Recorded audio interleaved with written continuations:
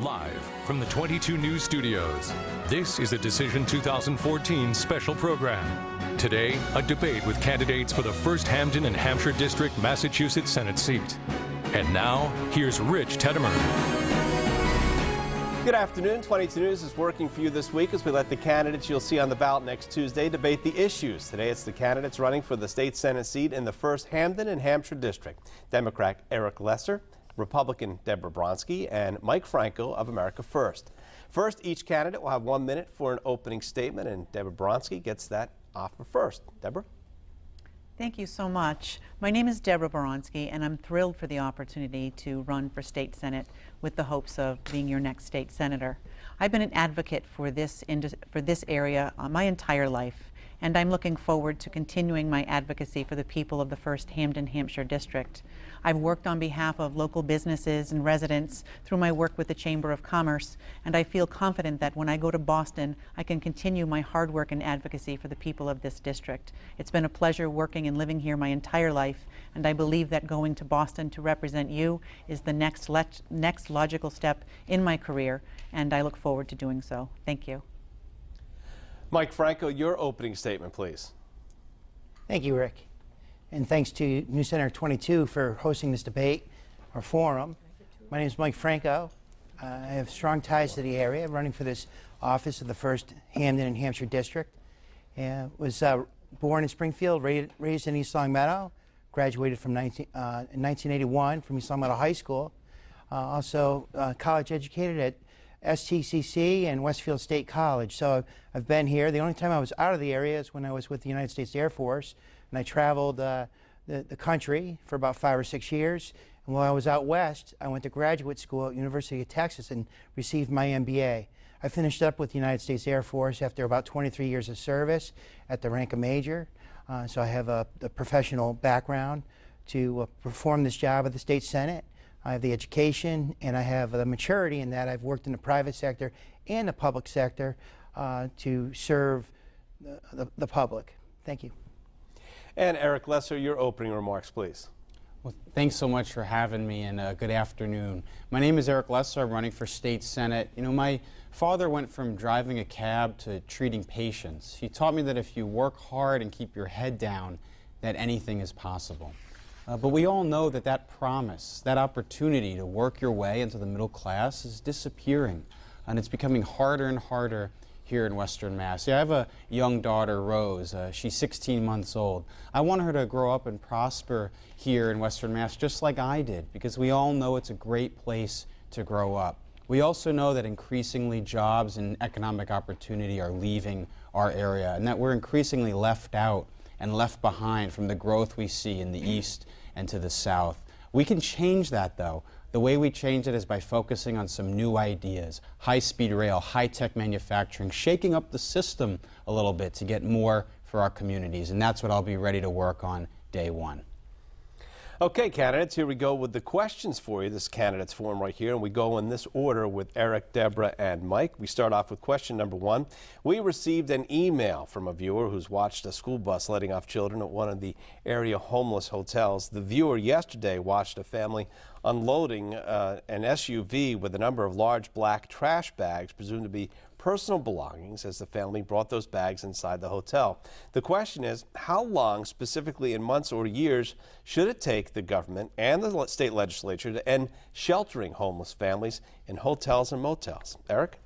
I'm the only candidate that's put out a specific plan for how to take on the homeless hotel issue. You can check it out on my website, ericlesser.com. It's a 4-point plan for how to take this on. A few thoughts on the homeless hotel issue. First, it is deeply unfair to Chicopee that they're being asked to shoulder this burden, which is a statewide problem, and that all the communities of our Commonwealth need to be involved in solving. It's not fair to Chicopee. Secondly, it's unsafe for the families that are being kept in these hotels. They're fire hazards and they're being crammed into unsafe conditions. And finally, it's far, far too costly to the taxpayer for what it's providing. If I'm in the state Senate, I'm going to work with our legislative leaders, Chairman Wagner, Stan Rosenberg, the incoming Senate President, to put a date certain into legislation for moving these families into sustainable shelters and out of these hotels. We also need to embrace broader measures that we have to do to improve our economy here in Chicopee and around the region. Debra, your answer, please. Thank you very much. It is a tremendous disservice to the families that are homeless, putting them in hotels and trying to take care of their needs in such a disastrous way. One of the things we need to make sure that we're doing is keeping the families who are having homeless situations in the cities and towns that they're from.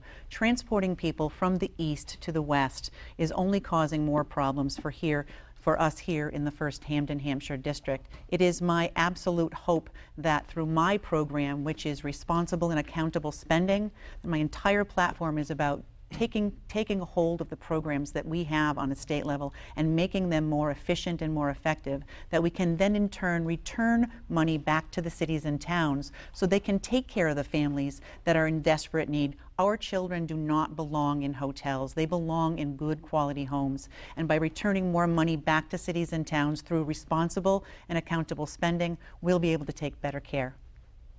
Mike Franco, your answer, please. Well, yes, it's a very dangerous endeavor for our families and our children to be housed in this way. And it's also very expensive for the taxpayer. I think as a state legislator, a state senator, that we should work on laws that don't encourage or give incentives for people to move here and live in hotels. And if they do happen to do that, then we should immediately transition the families to more suitable housing.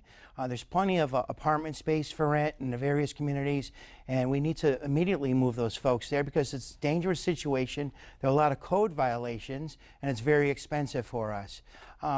So changing the law and also making sure that the code is up to par if they're in these conditions, and then transitioning the people to more suitable housing. Also, the busing situation is not adequate as well, where we have to bus students into other communities from where they're living.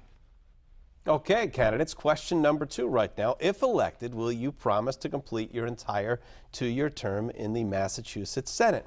Debra, you go first. Yes, I'm very excited about the opportunity to start my new career as a senator for the 1st Hampden, Hampshire district. I do run a company right now, Chamber Management Services, and I have fabulous staff who have actually been running my company for me while I've been campaigning for the past 9 months. They are ready and willing and capable of taking over my company. I will be a full-time senator from day one and look very much forward to serving the public in that capacity. Thank you. Mike? Yes, I am ready to hit the ground running. Like I said in my opening statement, I have the education, the experience in the private and public sector, and also in the United States Air Force to get the job done. I'm a proven leader. I know how to take on challenging issues and work with people to get things done.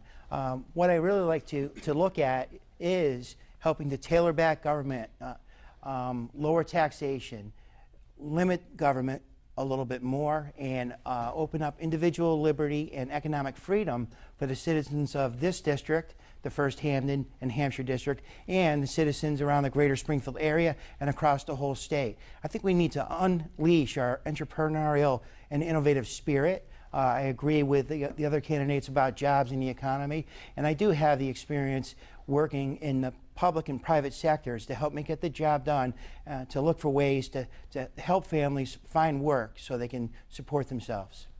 And Eric, your answer, please.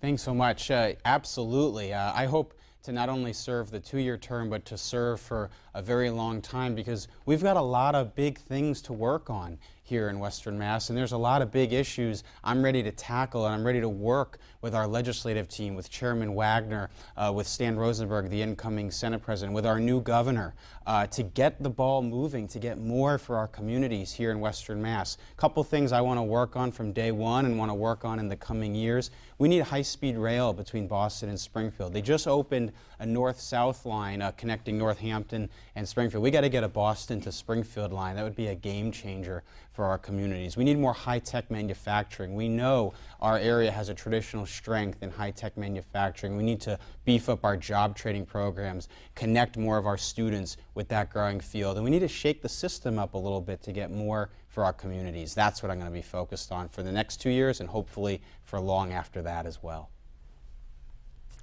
All right, candidates, our next question is question number 3. And what percentage of your campaign contributions have come from donors here in Western Massachusetts versus outside the state of Massachusetts? For the answer to that one first is Mike Franco.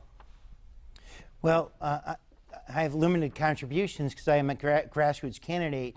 I actually did raise some money early in the campaign, and I looked very carefully at the campaign and the direction it was headed, and I decided not to take in any more money because in order to compete on the same level as my opponents, I would have to raise a good $10,000, $20,000, $30,000, and I would have had to spend most of my time raising that money and not enough time on the campaign trail. So I decided not to take any money, even though folks are offering to give the campaign money so we can do special things for the campaign and get the word out to the public. It just isn't feasible, and I don't think it's a good idea to take money and keep it in a campaign account when it's not going to be used for a specific purpose to help the campaign get its word out to the people for the purposes of the elective process. Eric Lesser, your answer, please. So I've collected more money from more individual people than any candidate in this race, and I'm proud of that. It's a sign of momentum, of the faith people have in me and in the ideas that we're fighting for and championing in this campaign. High-speed rail, high-tech manufacturing, investing in our middle class again. My donations have come from every city and town in the district. They've come from my high school coaches, my trigonometry teacher from Longmeadow High School, and I've also been blessed to have support from people in other states who I've worked with in my time in public service and in my time as a student at Harvard University. I graduated from public schools here in Western Mass and had the fortune of attending Harvard University, where I studied government. And I have friends and colleagues from my time in public service and from my time in school who are also excited about this campaign and excited about helping someone who's trying to bring some new ideas into our political process. Debra Boronski, your answer to question 3. Thank you. So while 80% of my opponent's campaign contributions, close to $500,000, have come from outside the district, Washington, Chicago, New York, mine have come from inside the district. I have one uncle from Florida who sent me a check, but all of the money that I've collected is local money. I've also made an investment of my own money to help run my campaign. So I'm vested into this Senate race with my own personal investment as well. Thank you. All right, candidates, we're going to take a short 2-minute break and then more questions for the candidates running for the state Senate seat in the 1st Hampden and Hampshire District. You're watching 22 News.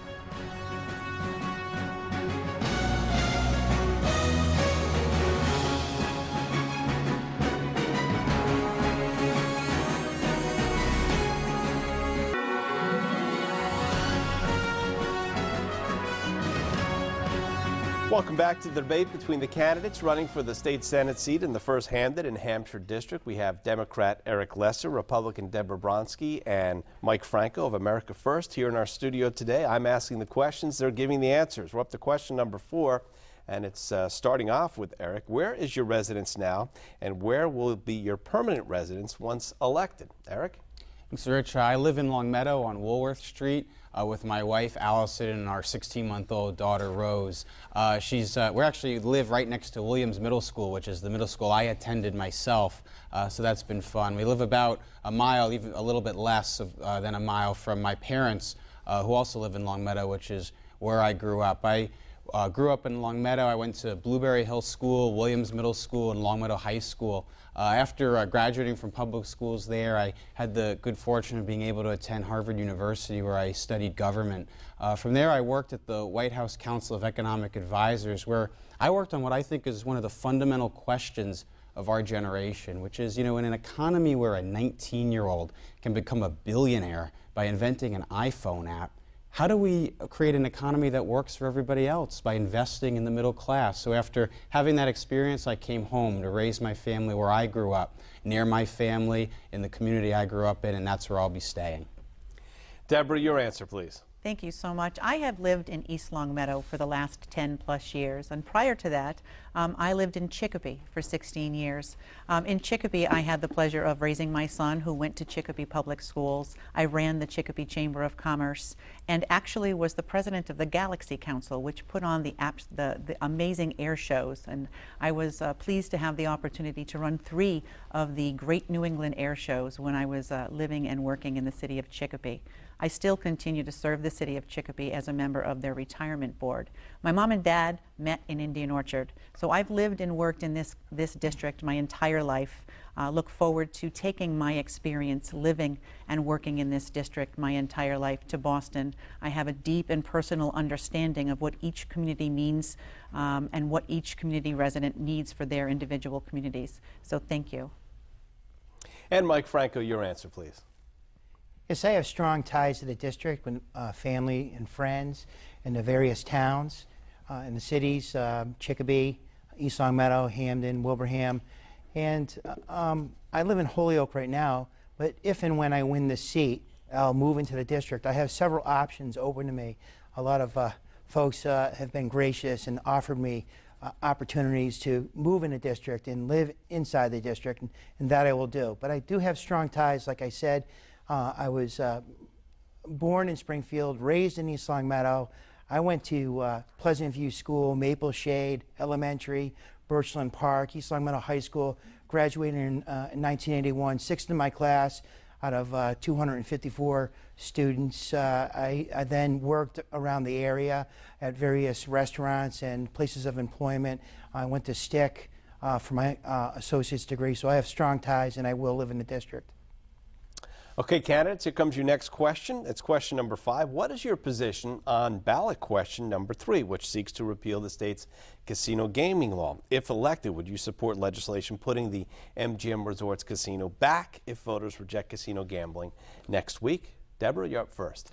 Thank you very much. I am against the repeal, and my simple answer is we need jobs. The economy and jobs are so very important to this district, and certainly this is not the entire answer. We absolutely need to continue to look for opportunities for our sons and our daughters and our grandchildren to find gainful, meaningful, high-paying employment. I am against the repeal because we, in fact, need to spark our economy, especially in the Springfield area. We still need to look, however, for those opportunities like the rail car manufacturer who's going to locate in Westinghouse, and we need to continue to support our manufacturing industries and all of those small businesses that make up 85% of the companies here in Western Massachusetts. Supporting our small businesses is something that I'm very, very, very much interested in doing when I get to the state Senate, because they're the ones who create the jobs that help us make our economy stronger. Mike, your answer, please. Yes, I am unique among candidates here. I'm the only candidate of the 3 who will be voting yes for the repeal, and I am against the casino initiative.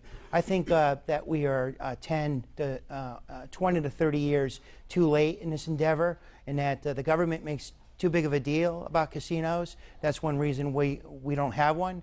I've lived out west and I've seen casinos in other states, and they don't make a big deal out of it. They'll have a nice casino with a truck stop and food outlets and so forth, retail outlets along a long road to nowhere. It doesn't bother anybody. Of course, if you go to Nevada, then you have casinos there. I just don't think it's right for us here in Massachusetts or Western Massachusetts, and we need to focus on real jobs that can support families in need, real families. And Eric Lesser, your answer, please. Thanks so much. So just to be very clear about my position, I am against the repeal. That they've worded the question very confusingly, so that means I support keeping the casino proposal in place, and here's why.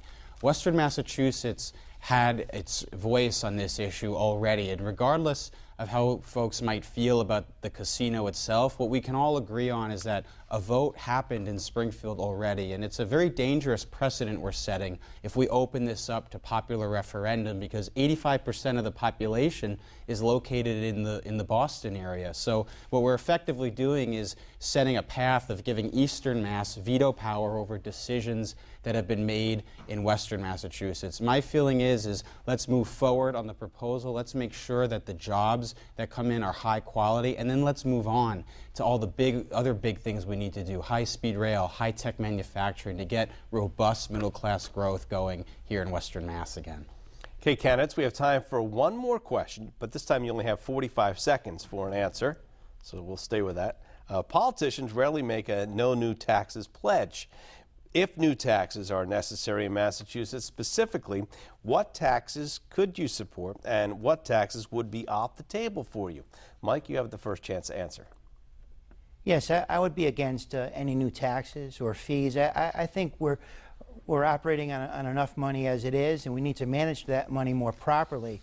So of the three candidates here, again, I think I serve as a distinction because both have said that they would raise taxes sometimes and under certain conditions, and I will not. I think we need to repeal a lot of law that is not good law, and I think we need to rein back the taxes and get out of the way of local businesses so they can make payroll, so they can make product with a certain profit margin that allows them to support their business, grow their business, and move forward on that.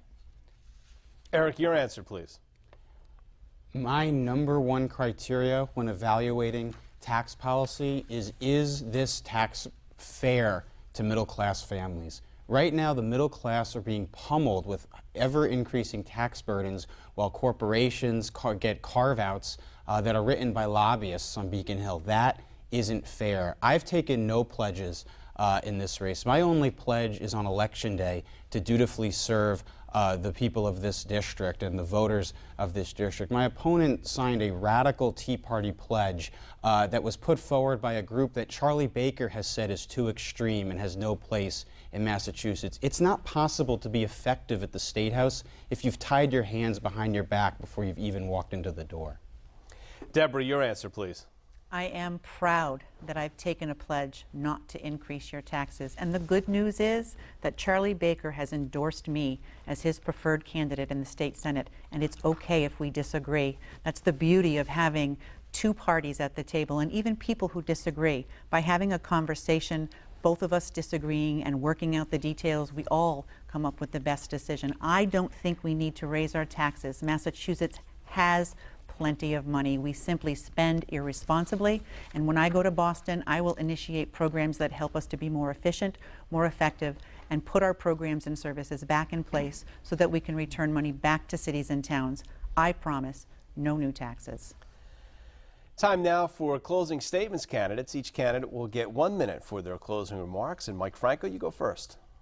Thank you, Mark, and thank you, News Center 22 and the production team here. This is a great opportunity for us to share with the public today, and I want to thank the public out in Western Massachusetts and in particular the Pioneer Valley region here for listening and learning about what the candidates are all about. I encourage you to go to the polls Tuesday, November 4th, which is this Tuesday coming, and go there and vote for the candidates you like, the candidates you know about, and do our civic duty together.